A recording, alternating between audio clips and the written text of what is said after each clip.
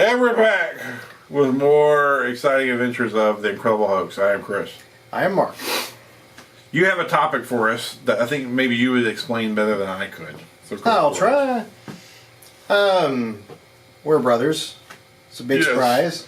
But it's hard because we know each other. It is hard for us to be surprised. Right. And with that in mind, I was just wondering if there's a media that one of us own that might surprise the other.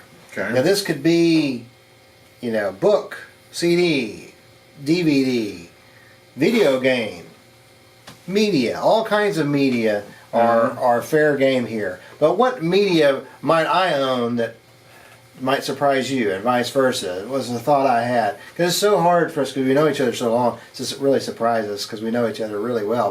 But that's our challenge, and here we go. Well, in terms of video games, like a lot of my stuff's over there. I actually have this.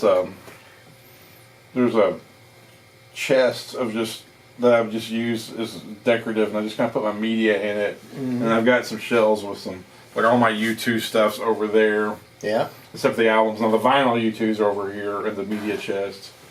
I don't know. The video game wise, I've been trying to collect franchises. Like I've got all the RoboCop games I could get. Like I have RoboCop 1, 2, and 3 on Sega's and Nintendo and NES, NES and Super NES. And there was a Xbox RoboCop game that I've got, and I've been trying to get the Indiana Jones video games, but they're kind of rare and expensive. They get really expensive online because I think they got rare. So I like to collect franchises. I don't know if any of that surprises you. Movies, I'm kind of down the line. The one movie I have... Should I even mention this? Oh, oh boy. You may not want to tread there. I don't know. The one movie I have is just for one scene for a chick I think is hot. It's not a porn, but I mean, anyway. I have all my Atari 2600 games, so I got a lot of those and stuff like that. Right. So I don't know in terms of those things, but I do have Shakespeare's Sister. I've got Hormonally Yours, which is the famous album that had Stay. And right. That was big in 93 or 2 or 3, whatever that was. Did you say both? Yeah, they have. I know about that album. They have Sacred Heart that came out before that album. I don't think they made any after that because she got fired. One of the singers got fired from the band. So I don't know if the other one kept the name and did any stuff after that. I wasn't interested because to me, Shakespeare's Sister. Does anybody even know what Shakespeare's Sister even is? I think I'm probably the only human in Waco that knows. Well, I know who they are. Well, yeah, you know who they are, but do you know who they are? You know what I mean? You know they exist, but do you know that, you know stuff about really them? Cool video, Stay, and and I remember that they were pregnant at the same time they recorded the album. That's why they called it Hormonally Yours. And I do remember shortly after that album they disappeared and broke up for some reason. Right. But I'm just surprised.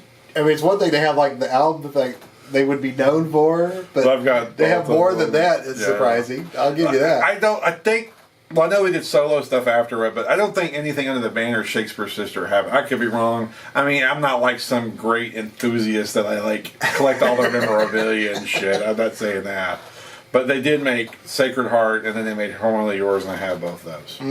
Which, and actually, there is a different edit for, I don't have a mind blank. What's the song that has 2 edits? Is it Goodbye Cruel World or no? It's, so I can tell you. It is, Didn't they have a song, I Don't Care? Was that the other hit? What was it? Let's see. Well, we've wasted more time on the show before looking it up or something. Goodbye Cruel World. Goodbye Cruel World. There's 2 different edits to Goodbye Cruel World. Right. And I have both those edits even. Because I think they're both good and I like them equally at different times. Okay. So I have a Shakespeare's Sister fan and I have their albums. Shakespeare's Sister. They did Stay. Look it up. You don't know what Shakespeare's Sister. Look up Shakespeare's. And you can't spell Shakespeare the normal way. You have to take the E off. Right. And the story is they didn't realize it was a spelling error at first. And then when they realized it was, they're like, well, fuck it, we'll just leave it. Which I kind of thought that was cool. Like, so like the E at the end, leave it off. Shakespeare's Sister with no E at the end. Shakespeare. And like we can sing, but we can't spell. Harmony Yours is an amazing album. It's great. It's a great album. The Trouble with Andre, all of it. I love all of it. I like all of it. It's like it was probably like the one. Stay's a great song. I really love that. Probably the one thing that, but I also like I love Lord. Like so I don't know what people assume about me in terms of they look at me what kind of music I like. Yeah. So U2 is the pinnacle. That's U2. I'm a U2 disciple, right?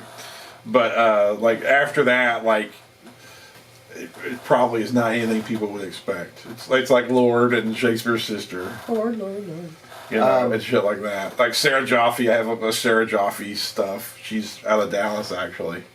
I've got some of her, not a lot, but I've got some of her stuff. So yeah, it gets, and I'm not that hipster weird guy that looks for weird music on purpose. I'm not. I don't try to be. I don't want to be.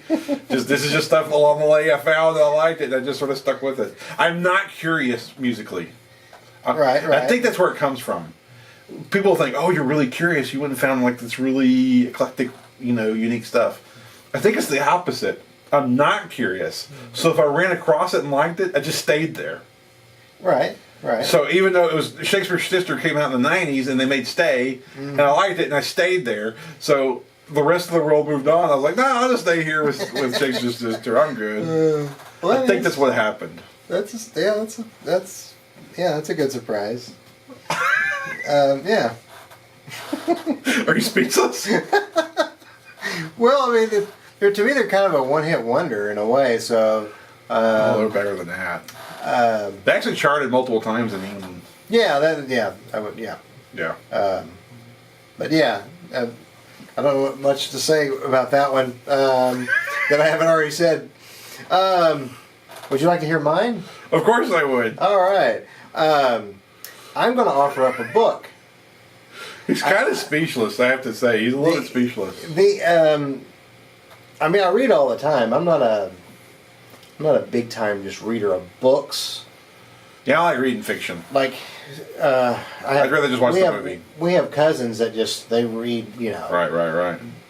Maybe well over 100 books a year. Sure. And I read all the time. I'm always reading some on the internet or short stories, things like that. But I don't read a whole lot of books cover to cover. Mm-hmm. But my favorite book might surprise you.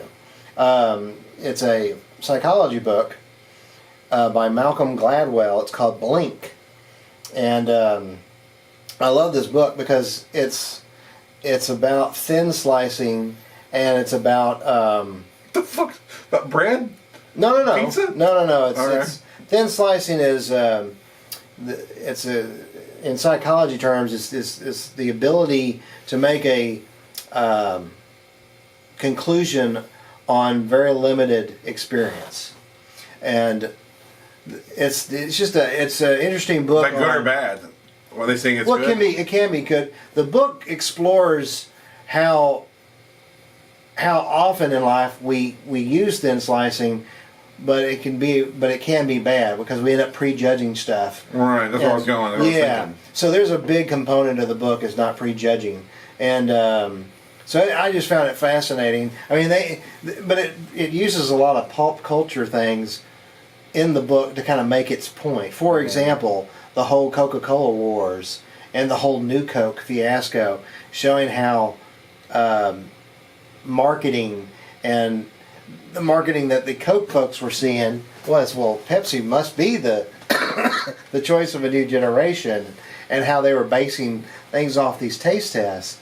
Well, they didn't know till after the New Coke fiasco that in a sip, they figured out later that the sip contest, if whatever soda has the most sugar in it, people are always going to favor that.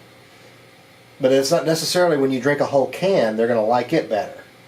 So what happened was Pepsi has more sugar in it, so people were like, oh, we like Pepsi. But when people would drink a whole can, more people wanted Moderation. They wanted they wanted the Coca-Cola. It won more tests doing it that way. But they went off the SIP test and changed the whole formula and ticked off their consumers. So anyway, that's another thing they bring up is making conclusions and not understanding truly understanding research results. It really gets into some interesting things, I think, psychology-wise and marketing, but it goes into thin slicing, as I said. That's a really big thing, is the dangers of making conclusions off of limited experience. I find that so fascinating, but maybe you don't. I don't know. If I call it fascinating, it's interesting.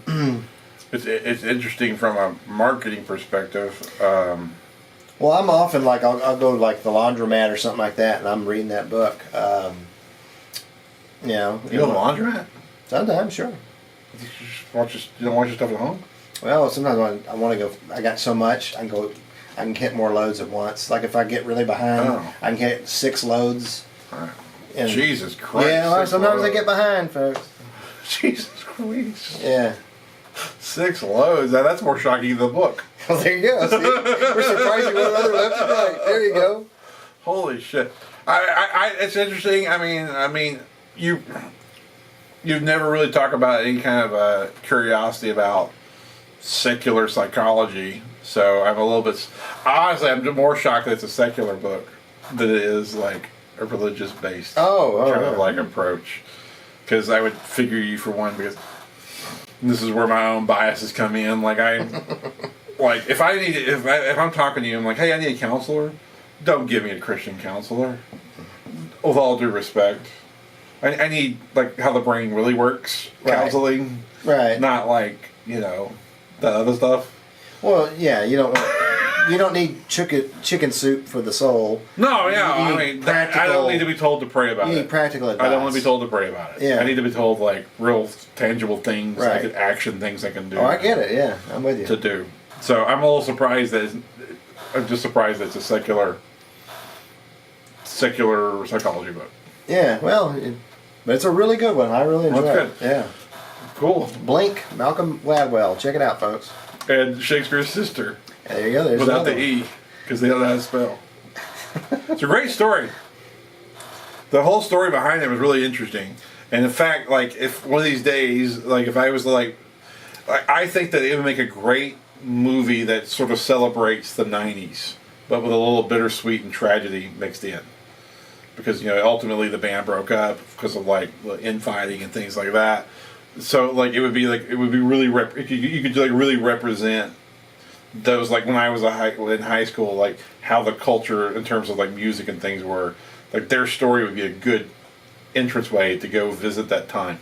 Sure. You know what I mean? Yeah, I could see that. Especially since it's a story that's not familiar. Those can be the most intriguing. It would be new and fresh and all that kind of stuff. And, they were in the mix. I mean, they were playing the MTV and they were MTV award shows and things like that. Google them, look them on YouTube. And, it's just, if you read the history, the one who was bitter, not as successful as the one who was not bitter. So it's like a life lesson in there. Yeah, there is. The bitter one didn't succeed as well as the non-bitter one. Don't be bitter. Don't be bitter. Speaking of being bitter and mad at the world, how'd you?